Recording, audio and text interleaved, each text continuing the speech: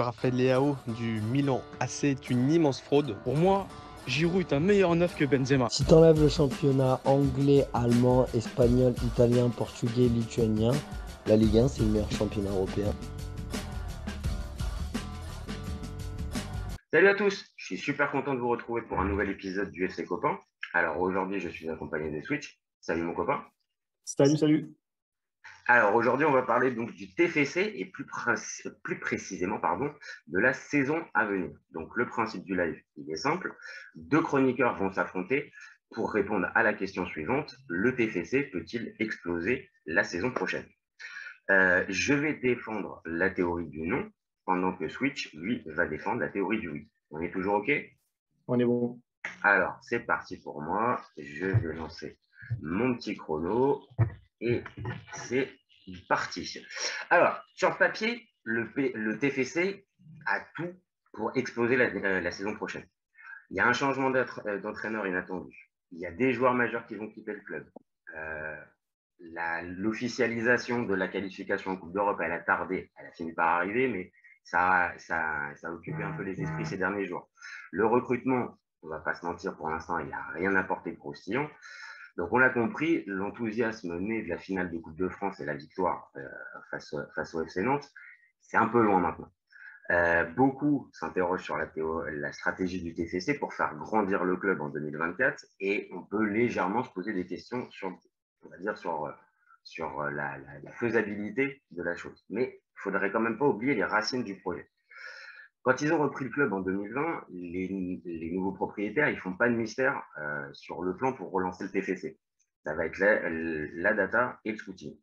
Donc, en misant sur des analyses statistiques détaillées et en développant un vrai modèle de travail, Toulouse est passé du statut de l'anonyme relégué en Ligue 2, à celui du promu sexy. Et la réussite a été assez immédiate, et en Ligue 2, puis en Ligue 1. Et le style de jeu a fini par rapidement, même pas fini, mais rapidement conquis les amateurs de beaux jeux. C'est aussi donc que la data a pu apporter des choses importantes et intéressantes. Et l'ADN, on va dire, en gagnant ce fameux trophée, je pense que le TFC a eu une anomalie dans son projet. C'est venu trop vite, en fait. Mais pour moi, c'est une erreur de penser ça. Parce que peut-être qu'en remerciant Montagnier, le TFC a eu un coup d'avance. En fait, après sa victoire en Coupe de France, il aurait peut-être pu se relâcher. Il aurait peut-être pu être moins sur les joueurs, avec une sorte de devoir un peu accompli. Et donc, pour éviter ce type de soucis, Redbird et Comolli, ils ont vite tranché dans le vif, ils ont préféré couper net pour relancer, on va dire, un nouveau cycle. Et on rappelle que dans le foot moderne, passer 3 ans dans un club, c'est déjà quasiment un exploit. Donc, Montagnier l'a réussi, le TFC en a profité. Désormais, je pense qu'il est place, il faut laisser place à un nouveau chapitre. Et c'est ça qui est le plus important, ça va être la qualité de l'effectif. Et pour l'instant, on n'en sait rien. Il y a de fortes chances pour qu'au début de la saison, on n'en sache rien, parce qu'il y a beaucoup de joueurs qu'on va découvrir et qu'on ne connaît pas au moment où on parle.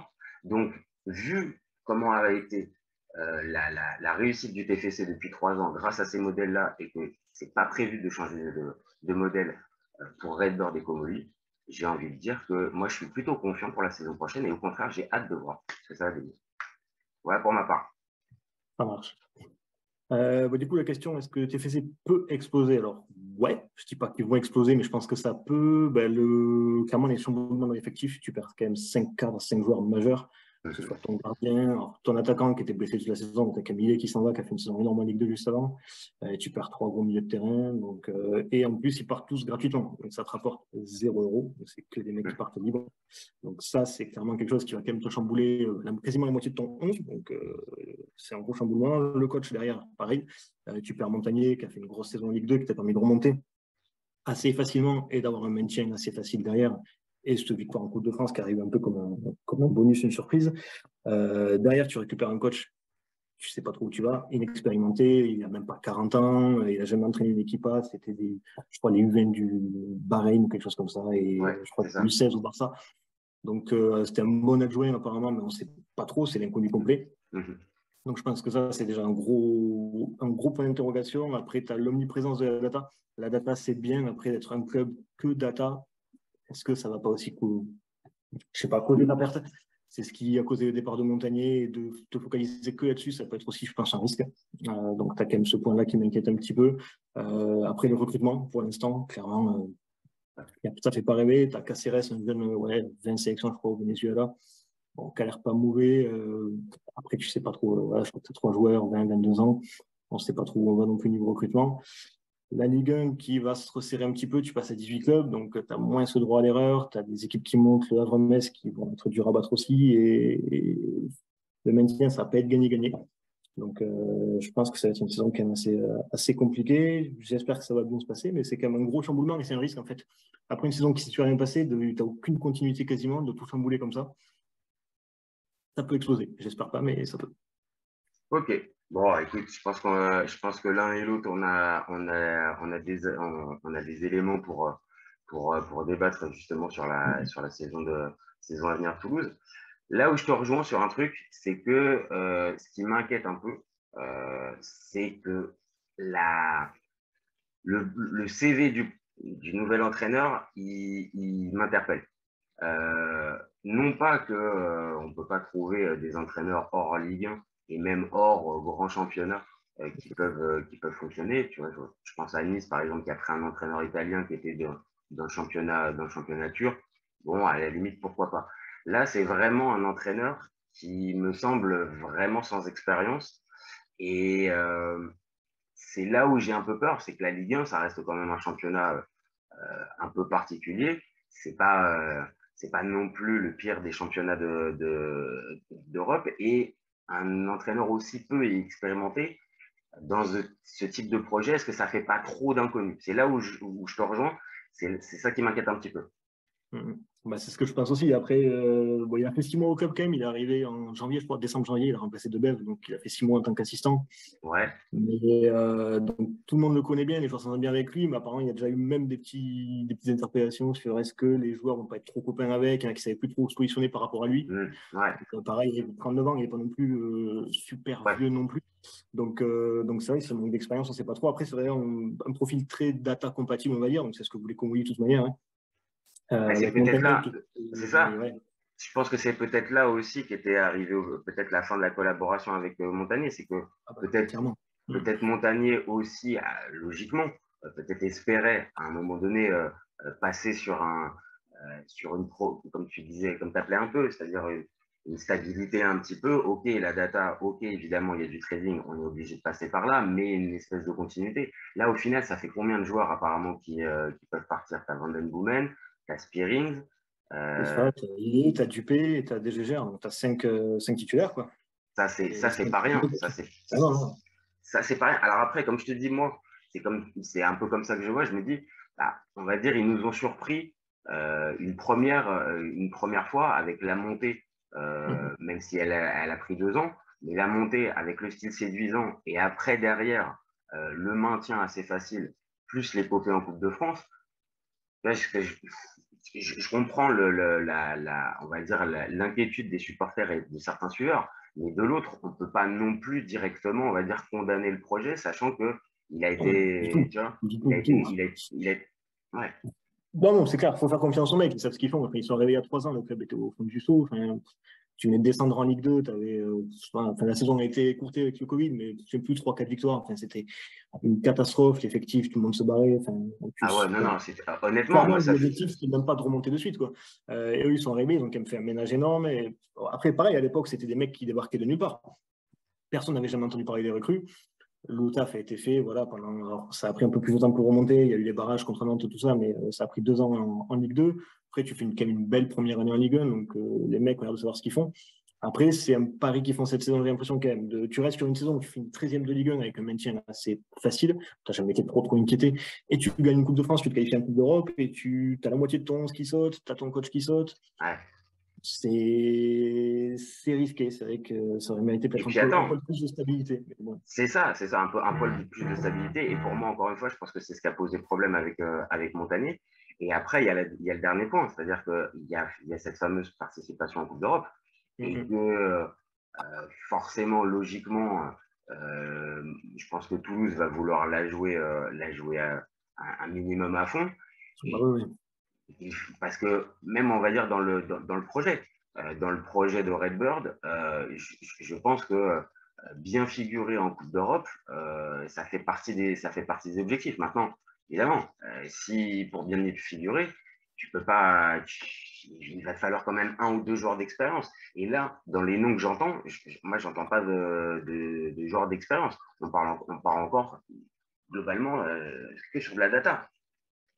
Mais c'est ça, les 3 joueurs qui arrivent, tu ne sais pas. Donc, alors la data, récupérer des jeunes, c'est normal, c'est ce qui a été fait il y a 3 ans. Après, si tu veux bien figurer en Ligue 1, te maintenir assez facilement et au moins essayer de passer les poules d'Europa League, si tu n'as pas 2-3 cadres ou 2-3 mecs qui ont un peu d'expérience de tout ça, ça va être compliqué, quoi. Donc, après, je pense que le projet Coupe d'Europe, ça arrive trop tôt. Je pense que ce n'était pas prévu. Ça aurait été bien quand même de faire 1 ou 2 saisons en Ligue 1 avant, stabiliser un peu plus, avant de taper sur l'Europa League ou des trucs comme ça. Donc là, il ne faut pas non plus faire un effectif. Tu vois, il essaie quand même des plumes, tu as au moins 6 matchs à jouer. Et dans le dernier chapeau, donc tu as potentiellement des Liverpool, des Villarreal, des trucs comme ça à te taper en face. Donc, non, l'avantage, c'est que tu as la qualification directe et donc tu n'es pas, on va dire, bloqué avec un espèce de tour préliminaire qui te pollue l'été et tout ça. Donc, ok, tu es sûr d'y aller, quoi. Tu es sûr d'y aller, tu es sûr d'être au tirage au sort. C'est une vraie exposition aussi pour le club, faut pas se mentir. Mais évidemment, encore une fois, moi je vois ça aussi en tant que supporter rossonero.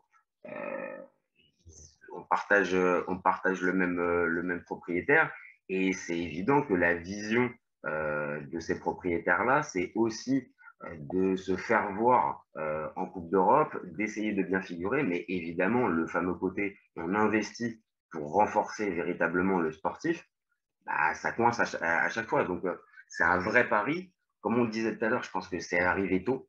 Mais d'un autre côté, je pense qu'en tant que supporter toulousain, il ne va pas dire que c'est arrivé trop tôt. Ça fait des années que Toulouse, on va dire, n'intéressait plus. Donc là, on est arrivé à un stade où Toulouse est devenu un peu, je l'ai dit tout à l'heure, un promu sexy et une équipe qu'on aime bien voir jouer. Et là, c'est évident que si tu perds 5 joueurs, et encore, on n'a pas encore terminé, tu as compté à Bouclal dedans? On n'a pas compté à Bouclal? Non, parce que lui, il y a toujours une incertitude. Là, il revient, mais après, est-ce qu'il va rester, pas rester avec ce qui s'est passé en fin de saison, toutes les polémiques, les machins. Moi, j'ai peur. C'est pas horrible d'avoir 2-3 grosses offres sur des joueurs qui plient bagage aussi. Là, déjà, tu en as 5 libres, ça fait mal. Mais après, si tu as des joueurs qui s'en vont à côté, c'est vrai que ça va. Bah, voilà. Donc, tu sais pas trop, ouais, c'est très incertain tout ça quand même. Cet effectif, c'est un point quand même qui est assez. Ouais. Ce qu'il va falloir voir vraiment, et je pense que ça nous permettra de conclure notre débat, je pense qu'il va falloir véritablement voir ce que nous donne le mercato.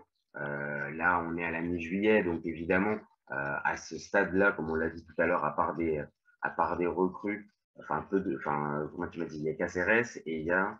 Caceres, il y a Gelabert, un jeune espagnol, et Sissoko qui vient de Pays-Bas. C'est des mecs de 20 piges, tous. Un qui était en D2 espagnol. C'est ça, donc on peut pas. Le Vénézuélien qui était au Red Bulls, qui était un très bon joueur de MLS apparemment. Enfin, j'ai vu pas mal d'articles et bon, ça a l'air assez prometteur. Mais bon, pareil, c'est un inconnu du grand public. Et après les autres, c'est des paris entre guillemets, quoi. On souhaite la chose que pour ce qui s'est passé il y a 3 ans, mais bon, il n'y a pas de certitude, quoi. Sachant que là, tu commences pas par de la Ligue 2 où tu as tant d'acclimatés, c'est direct Ligue 1, direct Coupe d'Europe. C'est pas pareil, quoi. Donc, non, c'est sûr que sur l'adaptation, ça va être plus compliqué. Donc, c'est pour ça que le mercato, il va être vraiment décisif. Ça va être la clé un peu de la saison.